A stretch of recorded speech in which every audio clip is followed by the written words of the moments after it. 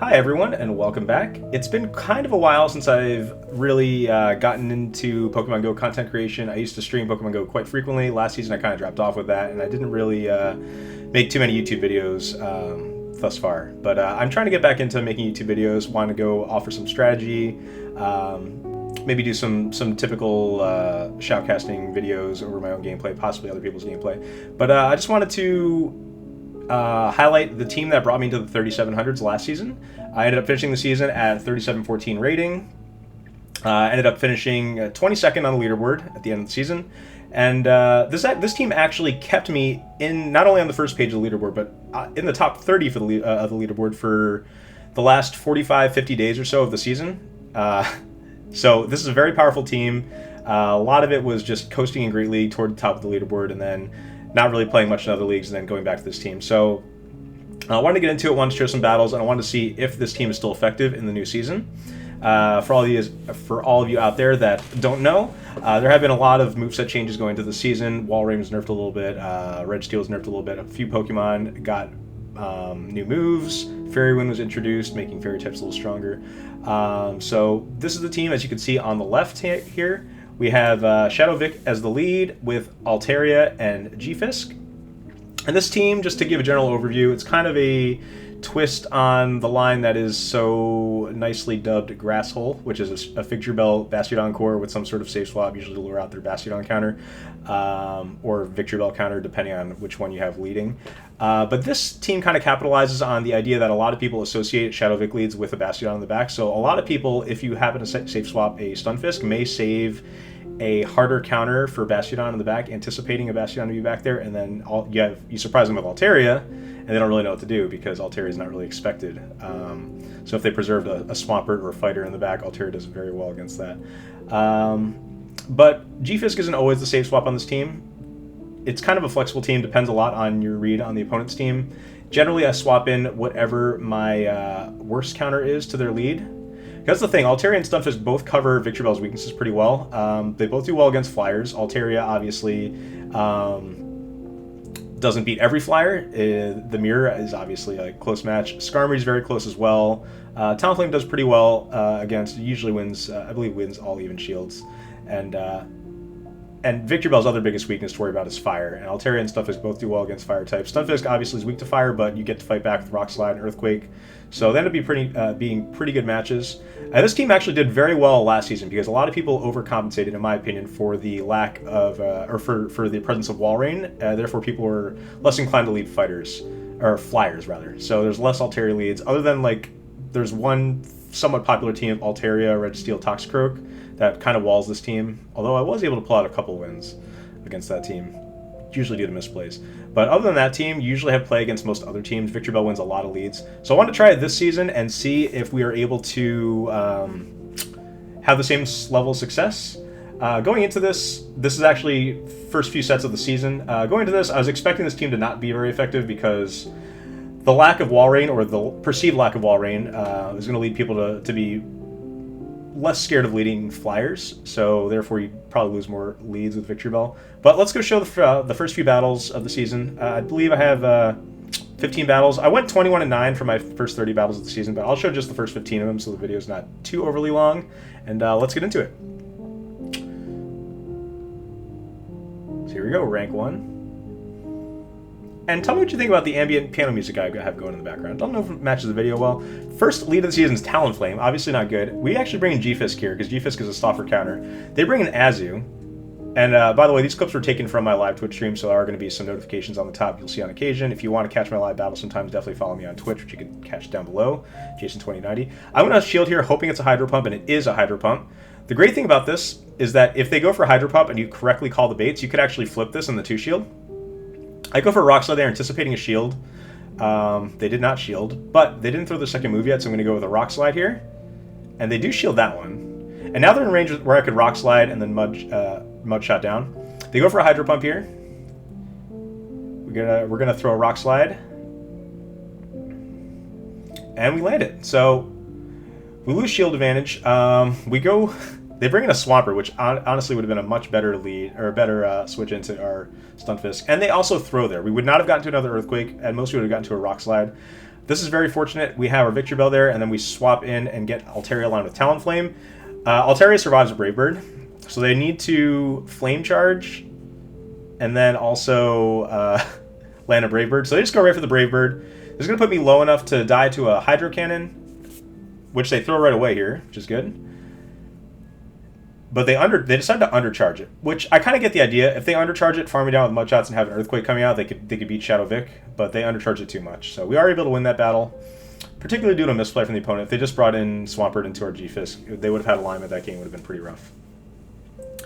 Second battle of the season, we have Vic into Lantern. This is fantastic. Lantern got a buff, so I anticipated some people would be leading Lantern. Bastiodon is their swap in. We have G-Fisk to answer Bastiodon, which does very well, obviously. We're going to go right for the Earthquake. Do I undercharge here? Yes, I decide to undercharge to Mudshot down so I can threaten Lantern, because we don't really have to fear Flamethrower too much. Even though it's super effective, Bastiodon's attack stat's so low that we still have over 50% HP. We'll survive a Surf from this range. I want to have Earthquake to threaten the Lantern, which we have right here. And I'm fairly sure we survive Surf, and they have to throw another Surf. I don't think they'll be able to Spark us down. Yeah. So we do... They could Spark us down, but they decided to throw again because we believe we would have gotten to the Earthquake. Would have been really close. I don't know if we would have survived another one.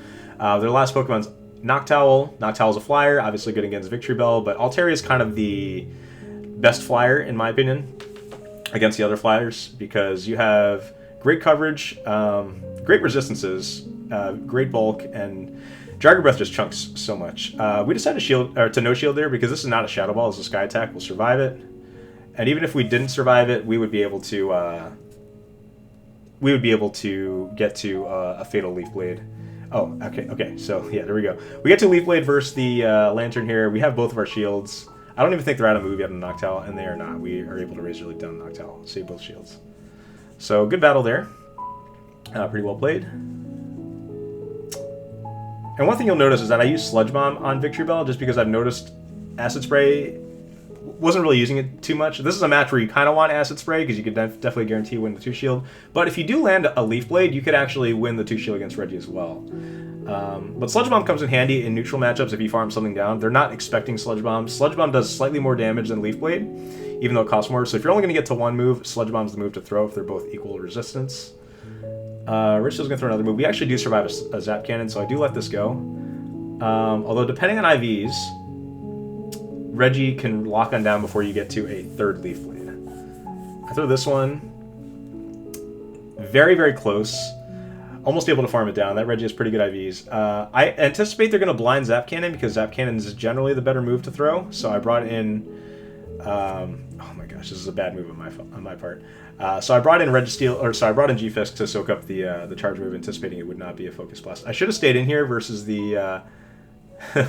versus the Azu, but I just blind swapped, anticipating they'd bring in a harder counter to a G-Fisk, since a Registeel lead team usually has a better matchup against G-Fisk. So I just let this go. I did about half damage to the Azu. They're pretty low on energy. We get to the Earthquake. Hopefully they no-shield it, and we could Mudshot down. Yes. And here I think I decide to no-shield because they were out of Play Rough and not a Hydro Pump. And they have a Bastion on the back, so how about that? I have no idea why they did not bring that in versus Altaria. Chalk it up to another misplay by our opponent. But hey, we'll take it. The early season battles, you know? We're going to shield this. There's no point in baiting with Rock Slide against the Bastiodon because we'll easily get 2 Earthquakes. We outpaced Bastiodon by a lot, and we had a shield left, so no problem there. And it's a good thing we no-shielded that Play Rough, because if we did not no-shield that Play Rough, then they could have gotten to a Flamethrower to KO us. So... we were able to win that, which is nice. And I presume we're going to start the next battle soon. I don't know what I'm doing. I think at this point on the stream, I had a couple people in chat that I was chatting with. Okay, there we go. We have an Obstagoon lead. Okay, this is actually fine. We could tank a Night Slash. And this is a Lick Obstagoon, which is very strange, and they obstruct. So I did not need to shield that. But we decided to just farm down because they're not going to get to a Night Slash prior to that. So we farm it all the way down, come out with a move, and I forget to throw a Leaf Blade there. I thought I would survive. This is a pretty crazy opponent using Weavile. Even though we only got like 3 Razor Leafs on him, we did so much damage. And this, I don't even know Weavile's moveset. Do I shield this? No, it's a foul. Oh, I do shield it. Bad move. They have a Charizard, Air Slash Charizard here. I'm going to get both shields with this Rock Slide, or they will no shield. I meant to throw Mud Shot there before throwing the Rock Slide, which would have been a better move, and they just decided to no shield it. I guess they figured at that point they were done, which honestly, if they had known what my back line was, they might have stayed in, although Weavile's so glassy that Altaria probably could have farmed it down before they got to another move, assuming they used a move to kill G-Fisk. So, yeah, how about that? Kind of a crazy battle there. So yeah, early season battles, it's hard to gauge whether or not this is a very successful team. I will say that after going 21-9 the first day, I did run this team a second day. We have a Skarmory lead. I'd opt to bring in Altaria because Skarmory leads usually soft lose to Altaria, like the whole back line. Swampert does very well against Altaria if they have, or Swampert does very well. Or Altaria does very well against Swampert, and then a lot of teams will have like a save life for their save swap. So most teams have to stay in with Skarmory against Altaria. But this person opts to bring in a Blastoise. We get both Sky Attacks off here. They no shield the first one, they have to shield the second one, and now they're in a range where I can just farm them down and then keep switch, which is good. Right here, I know they're not at an Ice Beam, but I'm not sure if I survive the Hydro Cannon. I'm pretty sure I don't. So I farm that down. Alignment's more important here because they could have another water type in the back, like a Swampert. We bring in G-Fisk to Skarmory. I'm just farming up a lot of energy in case I need to grab a shield on the last Pokemon. So we just go for a Rock Slide here. They Brave Bird, and she's probably scared of the G-Fisk in the back, right? Oh, they have a Galvantula. Okay. Galvantula, spicy. We're definitely not within range to get killed by a Lunge or a Discharge, so there's nothing really to fear here. We'll easily get to 2 more Rock Slides. And even if they were able to kill us before we got to 2 Rock Slides, Galvantula is so squishy that Razor Leaves would kill it. And we would be able to survive a Lunge, I'm fairly sure. A Lunge with some Discharges. So, yeah. We're able to beat that. Actually, maybe we wouldn't be able to survive a Lunge. It's hard to say. We're going to go get some Confetti going because... Good set of battles. Anyway, I'll go to the second set here. We'll skip the catching of a Pinsir. So we start out with a nice 5-0, which is a pretty good way to start the season. Definitely won a couple games due to misplays, but still pretty solid so far. We came back from some pretty bad leads. We have a Trevenant lead here, which is a little difficult to deal with. Victory Bell technically wins the 2 shields. You can farm down a Trevenant. This Madman decides to Seed Bomb, and they decide to go straight for a Seed Bomb. They didn't build up to Shadow Ball the second time. I was counting there. I know we survived the Seed Bomb. Then they bring in an Araquanid, which is pretty crazy. I mean, that was a really good move by our opponent. They didn't have to use a shield on the Araquanid. And then I'm just going to try to farm this Araquanid all the way down. We resist Bug Buzz, we resist Bubble Beam.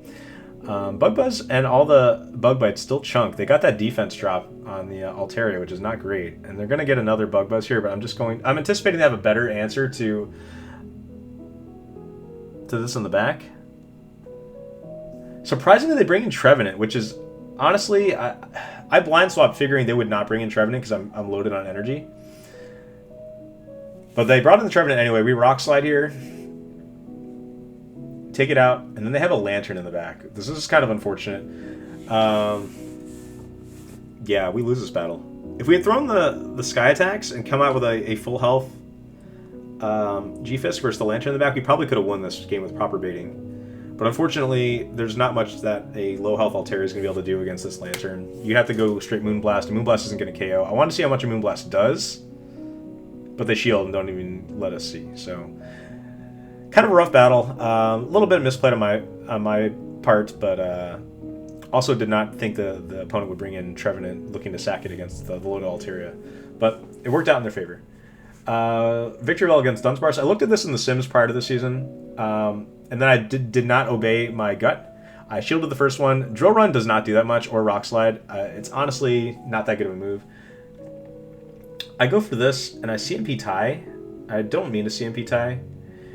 And I didn't realize till after this that they're using a Psycho Cut Medi. And I thought the count for Psycho Cut was 5-5, but it's actually 5-4. So I wanted to go catch an Ice Punch, but unfortunately that didn't work.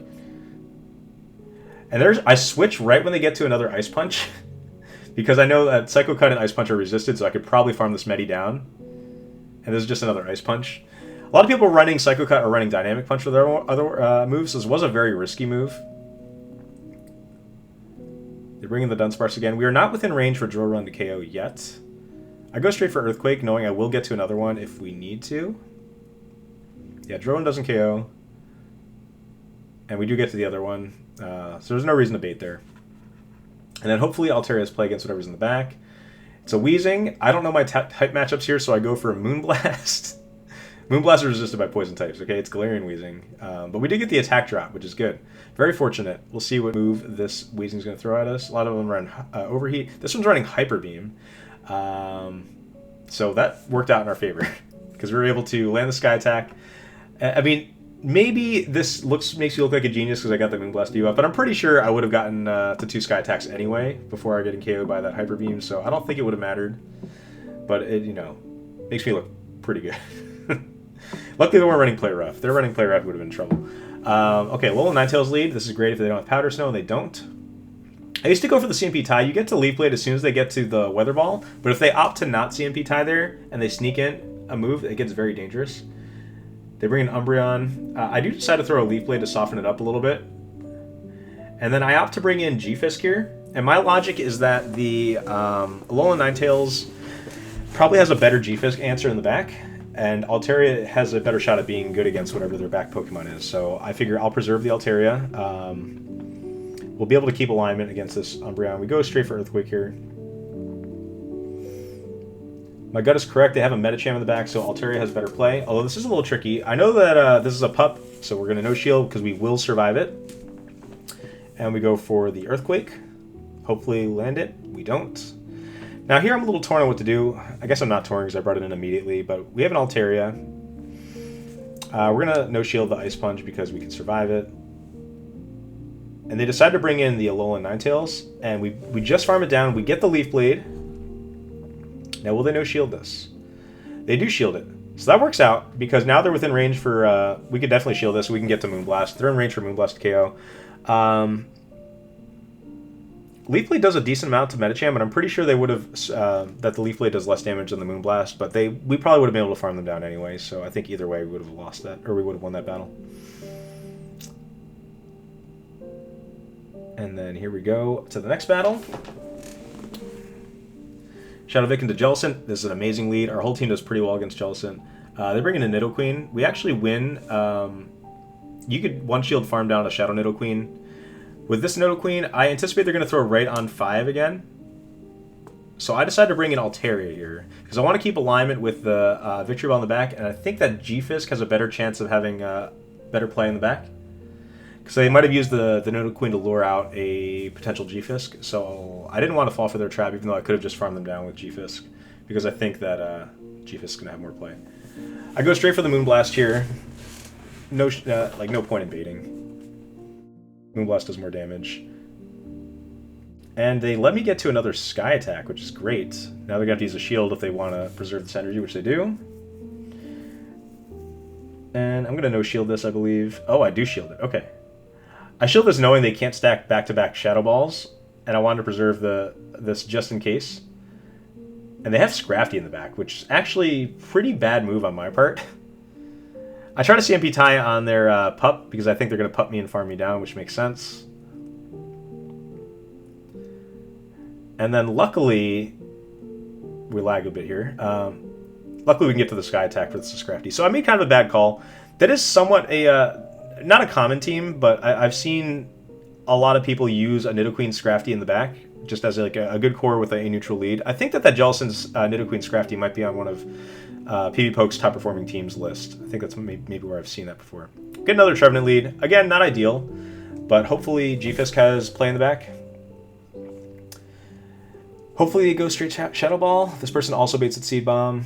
2, 3, 4, 5. We're going to CMP tie here on the potential Shadow Ball. They probably just go Seed Bomb again and farm us down, but we're going to let this go. Probably. Oh no, we do double shield. Okay. They do Seed Bomb again. 1, 2, 3. Now they could have thrown the they could have thrown the Seed Bomb there and taken us out instead of Simul KO. This is bad. We just lose this game. I mean, we're going to go for the Rock Slide bait here. We survived the Earthquake, but it's going to be close as to whether or not they can farm us down before we get to another one. They bring in a Swampert. Do we have a chance here? I don't think we do. No, because we're going to get mugshot down.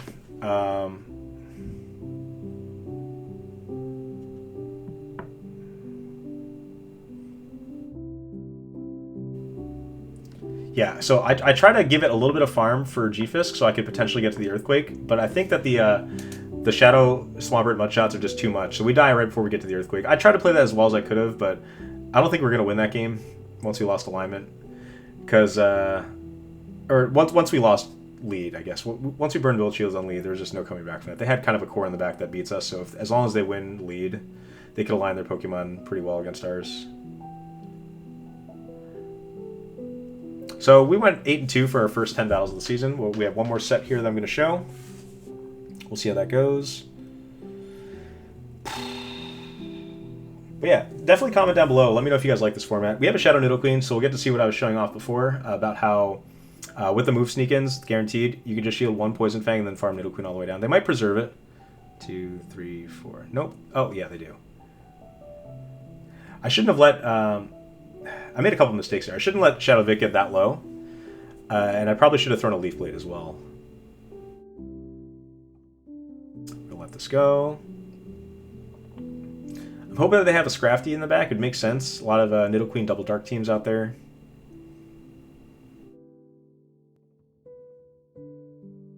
Still not the best play by me.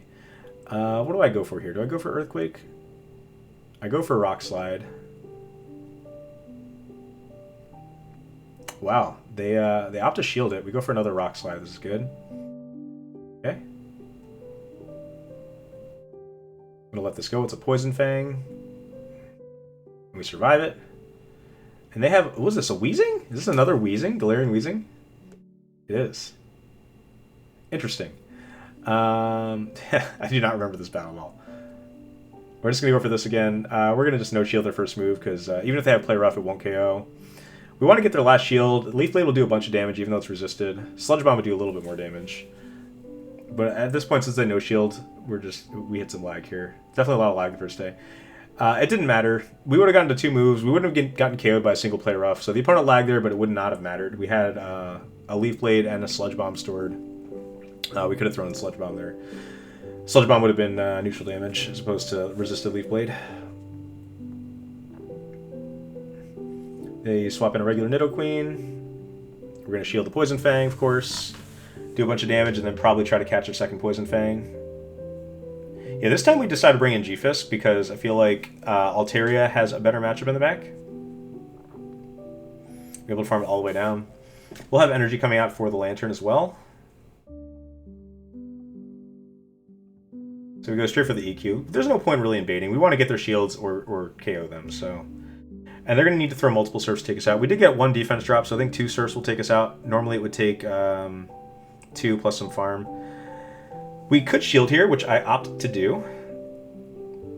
Because my logic is if they no-shield the Earthquake, I can combo play and Leaf Blade them since I have a Leaf Blade stored. This is a little bit poorly played on me. They no-shielded the Earthquake and then they insta-swap, anticipating I would combo play. And then the Vigorot's able to farm us all the way down. But luckily for us, Altaria is a tanky beast. We can tank multiple body slams, and then the Lantern's so low that they're not going to be able to finish us off anyway. We should be able to Dragon Breath down. Yeah, we throw the Sky Attack here. Even if they got to another body slam, we wouldn't be low enough to get KO'd by Sparks. So they would have had to throw a Thunderbolt from that range, and we were able to just take him out with fast moves.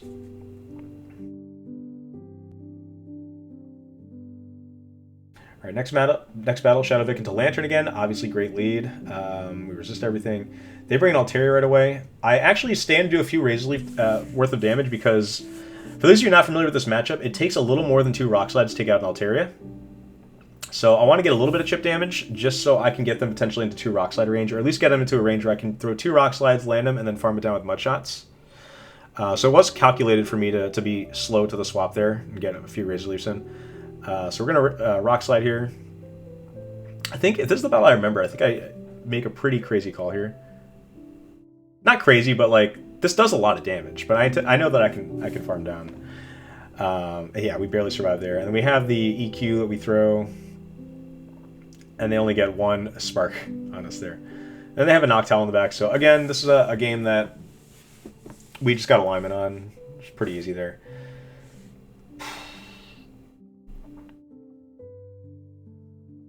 How do I play this one? Do I no shield the next one to try to flex? I can't remember. I probably don't. I probably just... No, never mind. I guess I could no shield at this point. Because we'll be able to raise relief down. Yeah, I just no shield.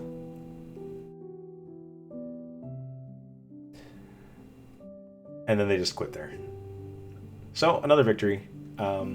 Pretty alignment dependent. Not really much room to mess up there. Unless I lost swap with G-Fisk versus Altaria, which almost happened. Scrafty. Scrafty lead's not bad. They usually have Nidoqueen in the back. They're bringing a Skarmory right away, which puzzled me a little bit. It made me wonder about what they have in the back, because bringing a Skarmory directly into a Victory Bell is usually not what people would do. They wouldn't usually bring their hardest counter. So it makes you think they might have another flyer in the back, possibly a like a Talonflame, since Talonflame does extremely well against Vic as well. So we're already trying to think ahead a bit. Definitely want to overfarm a little bit here, so I have some energy to threaten the Scrafty, because I don't want to get farmed all the way down. They decide to no shield. I decide to CMP here, which is not a good idea. I probably should have overfarmed more. But they just Sky Attack. I would have easily survived that, but I go for another Rock Slide. Try to undercharge it so I can farm down. But then they just hard swap the Scrafty. And I think here I decide to shield. No, I don't. I no shield the Foul Play. Okay, yeah, I no shield the Foul Play because Altaria does well against it. I think Altaria is probably going to play against the back. And I knew I'd get to the Leaf Blade anyway. We're going to no shield this. Foul Play doesn't hurt Altaria much. And they only pup there. They could have definitely gotten to the Foul Play. The second Foul Play is at 6. They would have definitely got one more counter. They have a Marowak, which is interesting. Not what I was expecting. But it makes sense for them to... yeah, we just kind of BM here by catching a Bone Club. Really interesting. But yeah, it makes sense. They have two very, very solid counters to Vic, and I guess they anticipated that Skarmory would have a better chance at flipping switch. Or maybe Marowak could have a better chance of sweeping after we take out their Skarmory with our hardest counter. What do we got here? I believe this is the last battle of the video. We have a Venusaur lead. Venusaur, I tend to bring in Stunfisk directly, because you usually don't have a hard answer for it. And you can usually flip switch. I decided to shield here. You could just go straight Rock Slide against Venusaur, and against most IV spreads, you can just land 2 Rock Slides and then farm down. So there's no need to get fancy with landing Earthquake. Do I double shield here? No, I don't. Okay. I am going to throw another Rock Slide, though, just to get this out of the way. They do shield there. I think I have to just let this go now, right? Because now their Venusaur is low enough where... I'm hoping that we could sweep the back with Victory Bell. They have Bastiodon, which is not great. They probably have Double Steel in the back. We throw the Leaf Blade, hoping to get a shield here. I mean, hoping to not get a shield. Hoping to get it through, honestly. Here's the problem. Yeah, they bring in G-Fisk here. We CMP tie on the Leaf Blade versus their Rock Slide. Rock Slide will KO us, but unfortunately, we're not going to be able to finish them off with Altaria. Yeah, Altaria is just... we don't have much play. I guess in hindsight, I could have sacked the... I could have sacked the Shadow Vic versus Venusaur. Then brought in Altaria, and if they hard swap Bastiodon or something, farm it down. But, like, I don't know. This would have been a very tough battle to win, because Stunfisk being our only Stunfisk answer after Shadow Vic goes down is pretty difficult. So I don't think we're going to win that battle regardless. And they just bring in Bastiodon. I throw Moonblast here just because... I don't have that matchup very often. I ended up not even showing how much damage it did because my stream crashed, or my phone screen crashed. But needless to say, that obviously did not do much damage. But anyway, that's the team. Hope you guys enjoyed the battles. This is a little bit of a shorter video than normal, even though it's still a pretty long video, like a half-hour long. But hope you guys enjoyed it. Let me know in the comments below if you enjoyed this new format. Have some casual piano music going on. I didn't go too in-depth with the team like I do in some of my other videos, but still ended up being a pretty lengthy video regardless. But if you like the content, definitely give me a sub. Catch me on Twitch sometime. I'm going to stream battles more often this season, and hope hope your battles go well this season. Take care, guys.